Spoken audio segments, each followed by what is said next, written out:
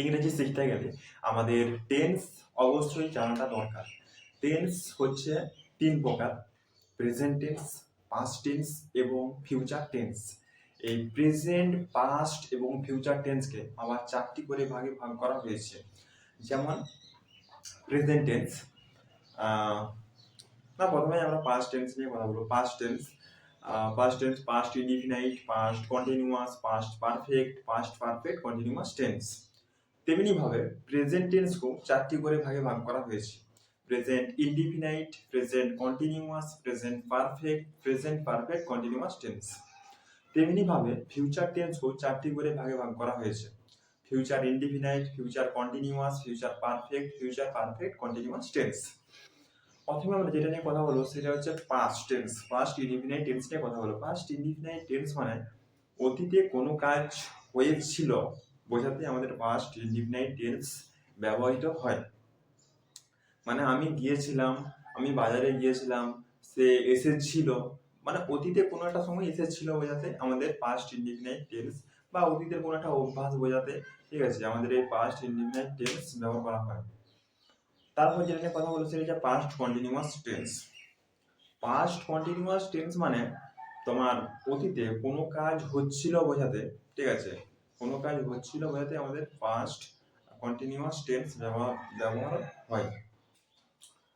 মানে আমি ডান্স করছিলাম, আমি ফুটবল খেলছিলাম, মানে অতীতে কোনো একটা সময় আমি কন্টিনিউয়াসলি কোনো কাজ করছিলাম বোঝাতে আমাদের পাস্ট কন্টিনিউয়াস টেন্স ব্যবহৃত হয়। তারপর পাস্ট পারফেক্ট টেন্স।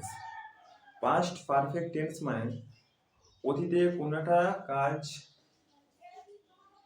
হয়েছে বোঝাতে আমাদের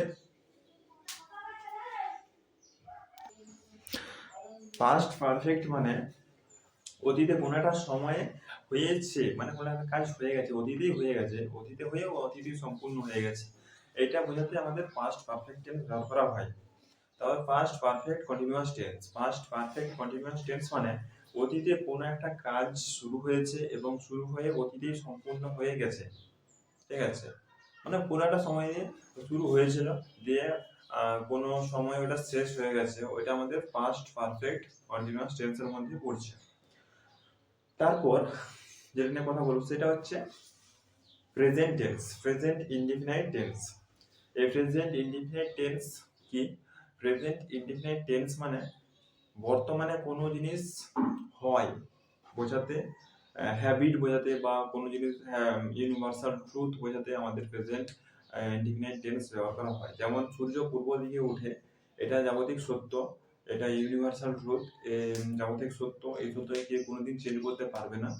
তো ইউনিভার্সাল ট্রুথের ক্ষেত্রে আমাদের প্রেজেন্ট ইনডিফিনাইট টেন্স ব্যবহার করা হয়। আর হচ্ছে কোনো কিছু অভ্যাস বোঝাতে আমাদের প্রেজেন্ট ইনডিফিনাইট টেন্স ব্যবহৃত হয়। যেমন সে স্কুলে যায়, সে কলেজে যায়, এগুলো বোঝাতে আমাদের প্রেজেন্ট ইনডিফিনাইট টেন্স ব্যবহার করা হয়। তারপর present continuous tense. Present continuous tense মানে প্রেজেন্ট কন্টিনিউয়াস টেন্স মানে বর্তমানে কোনো জিনিস হচ্ছে বোঝাতে আমাদের প্রেজেন্ট কন্টিনিউয়াস টেন্স ব্যবহার করা হয়। যেমন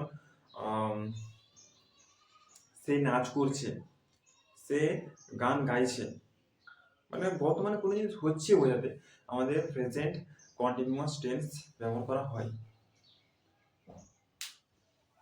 তারপর present perfect tense. Present perfect tense মানে তোমার বর্তমানে কোনো কাজ হয়েছে বোঝাতে আমাদের প্রেজেন্ট পারফেক্ট টেন্স ব্যবহার করা হয়। যেমন আমি ভাত খেয়েছি বোঝাতে আমাদের প্রেজেন্ট পারফেক্ট টেন্স ব্যবহার করা হয়। তারপর প্রেজেন্ট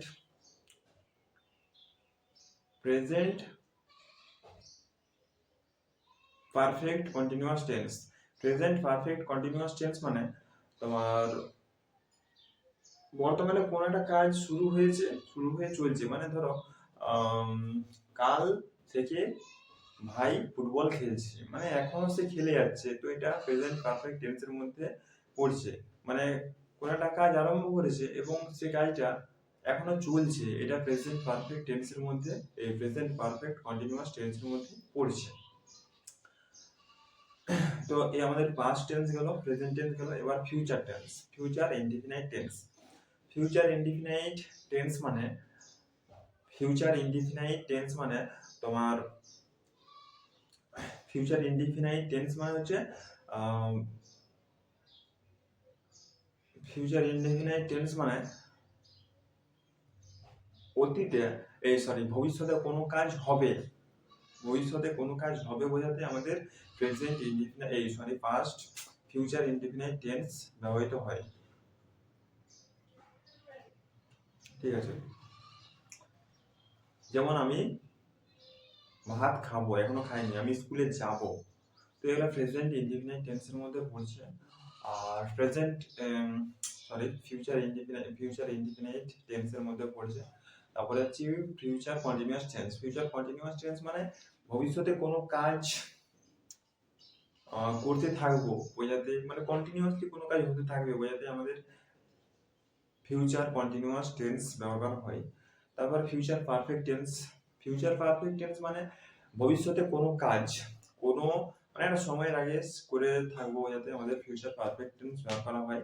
তারপর future perfect continuous tense. Future perfect continuous tense মানে ভবিষ্যতে কোনো একটা কাজ কোনো সময়ের আগে শুরু করে থাকবো এবং চলতে থাকবে ফিউচারে, তো এটা হচ্ছে ফিউচার কন্টিনিউয়াস পারফেক্ট কন্টিনিউয়াস টেন্সের উদাহরণ। এই তিনটে tense, future continuous, future perfect continuous, এই তিনটে টেন্স ব্যবহার করা হয় না ঠিকঠাক, মানে ফ্লুয়েন্ট ইংলিশ বলার জন্য। আর একটা হচ্ছে পাস্ট পারফেক্ট কন্টিনিউয়াস টেন্স, এটা আমাদের বেশি ব্যবহার করা হয় না। ধন্যবাদ ভিডিওটা দেখার জন্য, আজকে পর্যন্ত।